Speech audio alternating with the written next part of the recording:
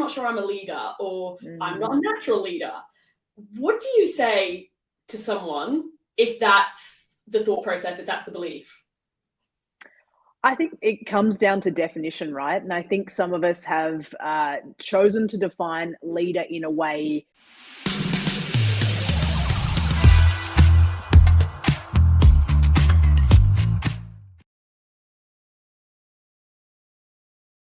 Welcome to Sales Bites. I'm Abby White. This episode, we have Holly Ransom with us.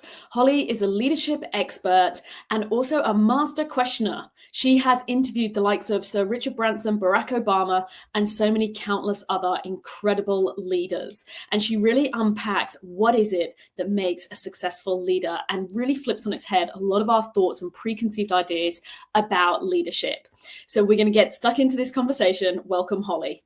You start out very early on in the book talking about anchoring to purpose and connecting to why. And this is one that I feel is so interesting because it kind of falls into that category sometimes of like easier said than done. So, Yeah.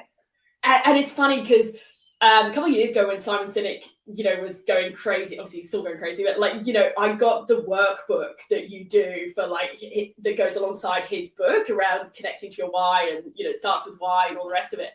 And some of it you're just like, you get so stuck on and in your head. And then I found, being completely honest, some of it felt insufficient because my why wasn't to go and, save the world. And so you then go, oh God, is my why not right? It's not, and so on. The best advice, and I offer it in that chapter in the book, that I was ever given is from a mentor of mine by the name of Jane Chewson, who founded Comic Relief in the UK. Been an incredible charitable organisation that's raised more than $1 billion for a variety of fantastic causes. And she talks about this idea of you've got to put yourself where the lightning strikes. So that idea that if I just keep living in my routine and my habits, and I'm just expecting my why one day to come out of the blue and, sideswipe me, and all of a sudden I'm going to know what it is, we're not putting on ourselves on a track to likely success there. So we need to think about what's the way I'm going to thoughtfully disrupt my routine, habits, mindsets, in a way that might allow me to come into contact with my why. And by that, I mean, you'll have natural things that you can talk underwater about. You will have things that you find you lose track of time when you're doing. Start there and be curious. Hansel and Gretel style, that's the breadcrumb trail that's going to lead you somewhere. So what you need to start thinking about doing is, okay, how could I spend a little bit more time exploring ways I might play with that flow state? Okay, I find when I get engaged in creative tasks, I really lose myself in it. Okay, well, where else might I be able to think about applying that? Could I go and volunteer for an organization that I find I'm just really passionate and I read about all the time, and see if maybe there's an opportunity for me to apply my skills to a totally different cause, and I'm going to find connection and purpose there. So I encourage people to go on a curiosity journey and just think about giving yourself a little bit of bandwidth to do it. So it might be that you make a commitment once a month, I'm going to do something that I think might put me where lightning strikes, and just see and reevaluate after you've gone and done it. Did I get closer? Do I feel like I was close to where it strikes? Or maybe that was a misadventure this month. How might I go again?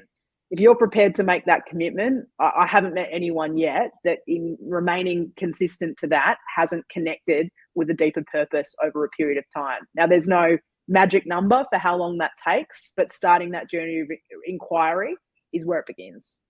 Yeah, and look, this is a really important piece. Scott Galloway, I was hearing him talk the other day, quite controversial sometimes with what he says, and he was sort of saying, the worst advice you can get in life is to go and follow your passion. Now, I'm not someone who advocates what Scott says there, but I appreciate that sometimes that in its purest form doesn't set us up for success. In that, absolutely, you're right, Abby. Sometimes there's a case where we need to be thinking about, okay, was the thing I really love, the thing that I do as a side hustle, is the thing that I really love, the charity I commit my volunteer time to, and then my work's over here.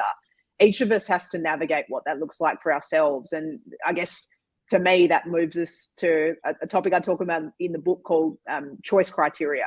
You talk in the book about look risk in the eye. And that was a line that I read and I was like, oh, that's juicy. No, it's a great point. And for me, particularly, I guess, speaking of, why might it matter more in this moment in time, or I do think there's something to be said around the way that we need to think about risk in sort of an era of uncertainty, which is certainly the one I think we are living and leading and working through at this moment in time. And it's not to say, I mean, obviously there's always been an element of risk in life in general, but just with the pace of change, with the rate of disruption, there seems a degree of chaos and unpredictability that we're becoming accustomed to now as the new normal, for the want of a better description than that I think just means we need to consider risk a little bit more proactively. And so, one of the things I talk about in the book is just some strategies for how you can think about front footing it and actively, actively bringing it into your frame of mind more regularly and using strategies. One of the things I find about risk is it tends to be a part of the meetings, around board tables and leadership teams, where we watch half of the team's eyes glaze over and they fall asleep and they disengage a little bit. And so we have to make risk a little bit more real and a little bit more active, but we also need to think about the process in it. One of the reasons with the organizations that I've historically worked with that I typically see, I've seen CRO, Chief Risk Officer reports tabling 150 pages, and I must admit, a handful of times in different capacities, I used to embed jokes at about page 57 of the reading papers, just to see if anyone was actually reading their papers cover to cover, which is a good strategy for anyone who's preparing long reports. It really tells you who's reading your who's reading your notes and who's not. I've always wanted to do it. What's that? Yeah, well, exactly. You see how thoroughly people read things in a heartbeat. But one of the things I talk about is that you really need to think about process, because like anything, it's a bit challenging to just sort of go, okay, we want to talk about our blind spots. We want to talk about the things we might not be prepared for, and just open up a conversation around the table that we always sit round, and think that that's going to deliver the sort of thinking that we're after. And so a couple of strategies I talk about in the book is, how do you play with structure and process differently? So things like engaging in a pre-mortem. So you think about your financial year for 23-24 and you go, okay, if we were to be dead on arrival, like if we would not even get close to the goals that we set for ourselves, what would be the likely causes of death? And there's a couple of reasons this is a useful strategy for us to think about when it comes to framing up our risks for the year. One reason that's really useful is because we're having that conversation at the time where we've got the greatest ability to change the outcome, because we've got the agency of 12 months worth of runway. We're not having this conversation in April next year where we get next to no leverage in how we might change a result. So that's one reason. The even bigger reason it's useful is because from a behavioral standpoint, when we're asking people to nominate and suggest those ideas, we're doing it kind of forward-looking as opposed to retrospectively. And that means we don't have any ego, baggage, or performance reviews of anyone on the table. We're not saying, oh, it'll be because Jane didn't, get across the marketing brief properly. It'll be because, Doug didn't get the plan for that project delivered on time, and so we dropped the ball with a key client. What we're actually doing is saying, oh, it might be because, one of our team members, or we're not adequately resourced in this area, or we last year weren't clear enough about what we were saying yes to and no to, and we spread ourselves too thin. And if we did that again, we'd probably fall over this year. And so it's a really useful way of having a really honest conversation about risk in a way that keeps a lot of the dynamics that often don't see those things brought to the table out of the room. And so I really encourage people to think about strategies or nominate someone in your team. The Israeli army have this thing called the 10th man, where there's a person on the team. We can call them the 10th person to be a little bit more mindful in our workplaces. But the idea that someone's actually given the brief to come in and challenge thinking. Their job is to go, why wouldn't it work? Their job is to go and seek information from different points of the organization and to push and to prod. Now, that for me is going to create a really different outcome to if we say, okay, anyone got any other thoughts at the table, and just hope someone's going to come in and constructively challenge. So the idea that someone's job description is to bring risk forward and to poke and prod our ideas so we get more robust in our thinking. These are some of the ways I think as business people, particularly heading into a new financial year, having some of these conversations in the June, July period, or, in that first quarter of a new financial year, just helps us get ahead of it.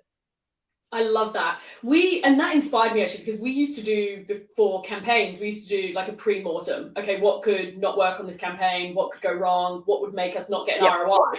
And I read it and I was like, I can't believe we just suddenly fell out of doing that, because it was actually so powerful. Why did we ever stop doing that? Don't know.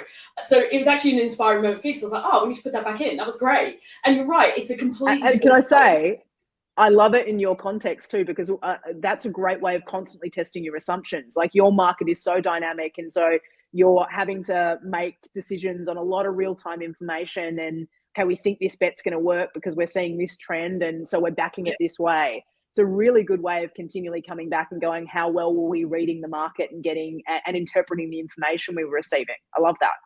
Yeah, and to your point, it's not confrontational, because then we're going, well, this campaign might not work because we might have a challenge with the client's bandwidth on X, and it might be something completely different like that. We go, okay, well, how can we navigate that? How can we upfront have that conversation now? So interesting. Whereas in 6 months of you having that conversation, you're either being critical of the client, or you're being critical of the team member that was managing the client relationship that didn't bring them to the table. And I think the other thing too that I find valuable about it is, I've always believed to be forewarned is to kind of be forearmed. And so in that regard, even if some of that doesn't come true, we're more alert to the signals. And so when we see them come up, we're more proactive as a team for how we get on the front foot and go and do something about them. And so that speed of responsiveness, which we know is so critical, we're not at that point in time starting the deep dive. We're going, oh, that was the trend we were worried about. Let's jump in. We had a conversation about this. And so we can pick up where we left off over here, and we're likely to be able to solve for it faster. Yeah, I love that. I love that. We've even put it into, what we have kept was, we even put it into our checklists of when we're doing like our peer review and our sign-off process. We've got certain things that highlight red as a red flag, and like that's high risk. And even things like that just make you look at it differently and go, oh, I need to watch that. It's okay, but I need to watch it. So I love the concept of the pre-mortem. It's so powerful. Awesome. Well, I hope many are inspired to give it a go. It's a perfect time of year to be doing it too. It's a great activity for any bookend. So start of quarter, end of quarter, start of year, end of year. I find them really useful frames to put onto, just reflecting on decision making and trying to get ahead of what might be around the corner for us next. It's taking on a different challenge at the moment. But where this really starts is this idea of coming back to, what is it that you want to make your criteria for decision making? It's a way of framing your choices, because in reality, we are making thousands of choices any given day. And so it's important to think about what is it that's guiding them. And Abby, to your examples you were giving earlier, there are certain times in your life where you might be choosing to be in a difficult or a challenging environment for reasons that are other than environmental. Your main priority at that moment in time may not be, do I love going to work every day? It might be the stability of making sure I'm getting a paycheck. It might be, I've got a really great opportunity to learn here, and as tough as it is, if I can do 12 months here, it's going to be a great entree into what I want to do next. And so that might frame a really different choice to someone in that moment who's going, you know what, there's nothing more important to me than enjoying where I show up every day. And so if that's not what I can get out of this environment, I need to make a choice to go elsewhere. The point is less around the idea that one set of criteria is right or wrong. The key bit for me is around knowing what your criteria are, checking in with it regularly. I sort of create the analogy to a coffee filter. The idea that with your coffee filter, or some of you might filter water or whatever, you need to change that filter regularly. So you can't leave it for 5 years and come back and think that's still going to reflect your priorities or still going to be healthy, the outcome that you're getting out of it. You need to think about regularly, as your circumstances change, your goals shift, how am I resetting my filter criteria to support this? So I think that's really important. The other thing I always say to people is, think about setting it before you go actively hunting or actively decision making. And by that, I mean, we're really good at rationalizing things, which Lane has always said to me in another bit of her wisdom, is telling ourselves rational lies.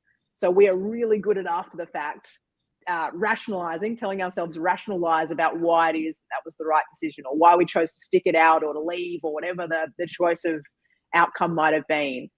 The key bit is making sure before I go into that situation, I know my frame for decision making. And so it has to filter through, as opposed to me constructing a filter afterwards that makes that make sense or justifies why I did something. I have been curious to ask you this question. I've been dying to ask you this question. All right. interviewed the most incredible people. I'm sure you get this one a lot, with Richard Branson, Barack Obama, Malcolm Gladwell. And I'm just really curious, what's the most sort of surprising or unexpected thing, I guess, that you didn't see coming for leaders that you have met that are at that level of playing an enormous behemoth game? Because I think there's the obvious things that we might think of, but I'm sure there's also ones that you went, oh, didn't see that. I think if I think about it as a pattern across the group, you know, and I'm always interested in patterns, like what if anything is a commonality amongst these very diverse, but to your point, you know, all at the top of their field individuals. I would say the thing that is, I find both humbling and encouraging is how genuinely curious they still are and how actively they're learning in the interaction or in the conversation. You know, you watch Richard Branson, there's nowhere he doesn't go with a notebook and a pen, where when he hears something he's interested in, he writes a note down. He's more inclined to ask questions of the person sitting next to him on the panel than he is to want to take the microphone and speak for himself. You know, when you hear leaders like Obama talking, and, you know, a whole part of our conversation was around his methods for how he made decisions and how actively he sought out different perspectives and thoughtfully put together his cabinet. And I think he's the first US president in every city in the world that he went to. He met with young people because he wanted to understand what they were thinking and where their perspective of things was. So I think you have this constant sense of an eagerness to learn, whether that's in testing and challenging their own thinking, or whether that's just an openness to new ideas and different perspectives. There's a hunger for that. There's not an intellectual arrogance, even though there's a confidence with each of these individuals. They have a worldview, they have a set of beliefs, they're very clear in what they stand from, but that's held in tension with this intellectual humility and this desire to truly practice lifelong learning. And I think that astounded me, and it, as I said, in so many ways encouraged me, because you like to think that's one of those traits that you see in individuals at that level. But I can say certainly in the sample set that I've had the great privilege of interviewing, who are that caliber and tier of leader, who've sustained success in their respective field and broken through to that level of influence, that is certainly a common characteristic to them. If you enjoyed that conversation with Holly, make sure that you go and check out the full Redefining Sales podcast conversation with Holly. The link is in our show notes. And Holly is going to be one of our Rev Up experts in 2024. So if you want to bring together your revenue generating teams to learn from Holly in a live masterclass, then go to the show notes, check out the link for Rev Up program, and you can find out all the details that you need to know there. Now, finally, before you leave us, don't forget to subscribe so that you always are the first to get your hands on our latest podcast as it's released.